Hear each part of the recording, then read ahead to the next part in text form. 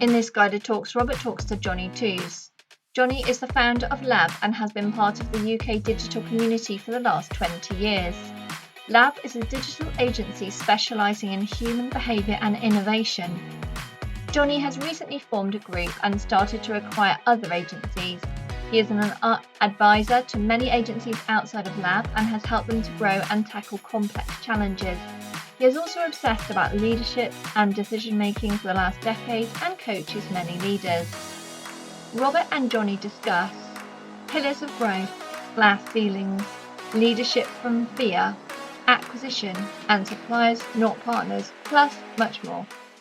And hello and welcome to the GYDA Talks. And today I am absolutely delighted to have a real proper legend in his own lifetime, which is Jonny Tooze from Lab. And he's one of these guys that you go to breakfast and people say, oh, I saw Jonny and he said that and he said that and he said that. So it's absolutely great to have you on board for this interview. Thank you, Robert. Thanks for having me. It's really, really kind of you. And what a lovely introduction. I wish all my introductions were like that. That's fantastic. And I hope things people are saying are nice things. Normally they're normal. And here we have Jonny, who they say he's a very good speaker, but let's just see what he's got to say on this subject. Put him to the test. Yeah.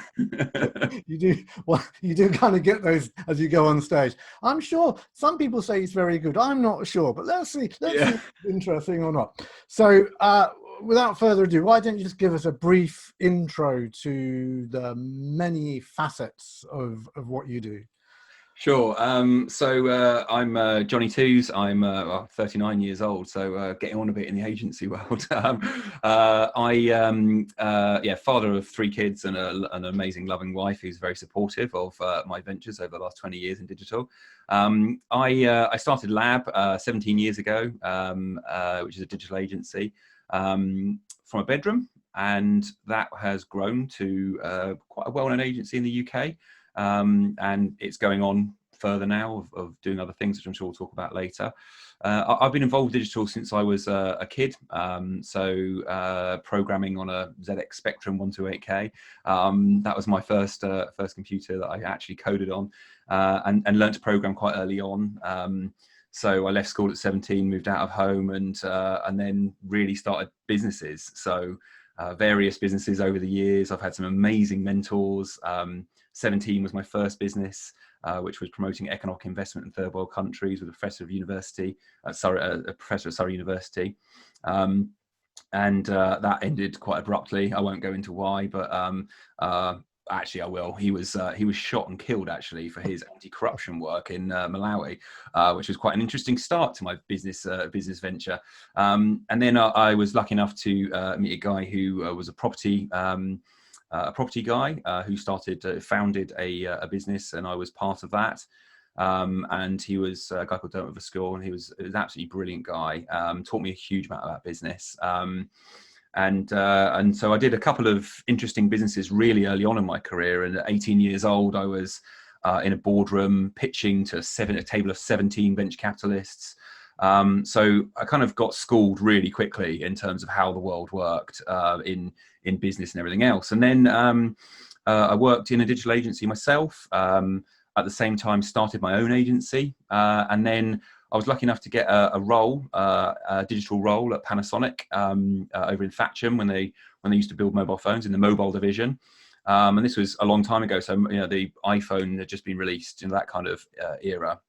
So, WAP was still there, so it was kind of like early days of mobile, but I was in a content team and web services team. So it was all digital focused, and perfect timing to have a really deep understanding of mobile as it became so, it was just on the very cusp of its growth curve.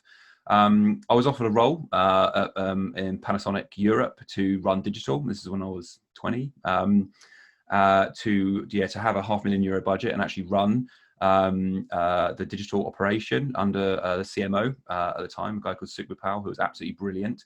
And Panasonic were flying in a digital space at that time. So it was great to be close to a very, very large brand or be part of a large brand.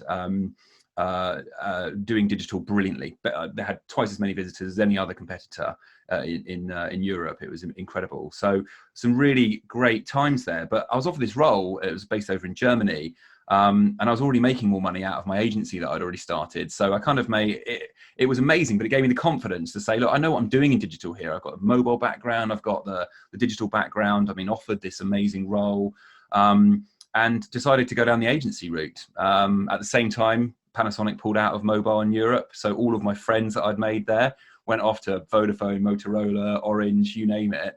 And I had my first clients as a result. So it was a nice way to start an agency, and Lab kind of has grown from there, really. Are you an agency person who runs a business, or are you a business person who runs an agency?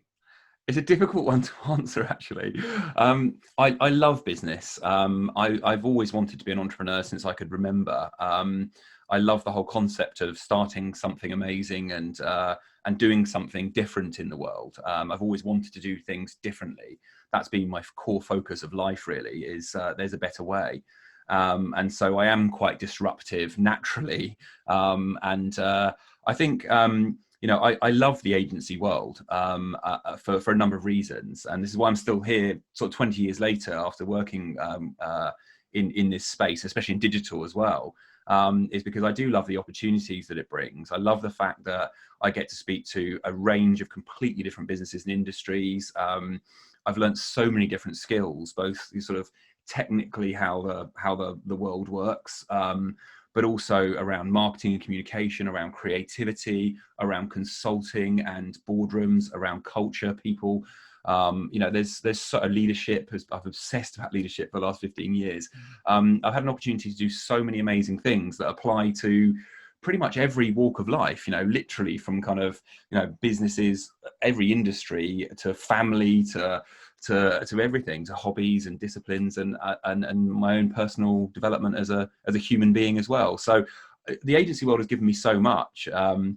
And I always forget to mention, but friendship as well. I've met some incredible people who have inspired the hell out of me, who I've helped as best as I can. And, and there'll be, long-term, very, very long-term, hundreds of long-term friends that I've met who I respect incredibly and get on with brilliantly. So, I've had so much from the agency world, but I think for me, short answer to your question, it's a mix, right? I love the business element of agencies, but I love what agencies do and the creativity and the inspiring, innovative work that agencies can do as well. So for me, it's just one big mix.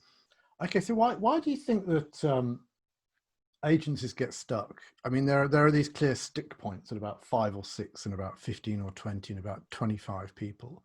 Yeah. And some agencies, they don't get stuck. Some agencies, I won't necessarily say sail through, but they navigate, grow up. They go from from baby to toddler to infant to young child. Some people are able to do it. Some is it a peculiarity of the agency world, or is it, in your mind, is it like all businesses have to go through this, and this is why we have a country full of bloody startups and 1- and 2-man businesses? And if you look for 500-person businesses, I mean, they're few and far between.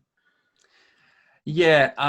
So part of what I've done for the last, probably 5 years now is non-exec work. So I get the privilege of working with some amazing sort of smaller agencies that are wanting to grow and help them to do that. And obviously, through Lab, we're acquiring businesses in a group. So we're also, I get the privilege of working with new agency owners that have come into the group as well. So I have seen this, and obviously I've been through those things. I mean, I've always referred to them as glass ceilings.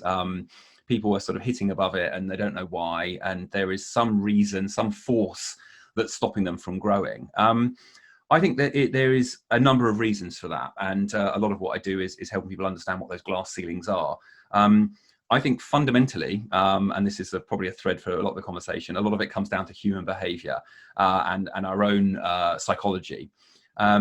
there are many glass ceilings that are created by our own sort of needs and fears. So I see some people who are so desperate to grow that they miss the basics, and they just live in a sort of, I'd say a vision, but it's not, it's a hallucination, and expect things to kind of happen around them, which they need to understand that actually there's some legwork to do to actually get to that point, and you can't just have a vision without a roadmap and steps. So there's that. There's also people that, and in fact, this is the majority of small agencies as well, or small businesses in general. But I would say actually they listen to the doctrine of growth, and they think for some reason that you are not a successful business unless you're growing, and they are, because of that doctrine, they fear a lack of growth or even shrinking. Right, a lot of people fear that, thinking that unless you're on the way up, you're on the way down.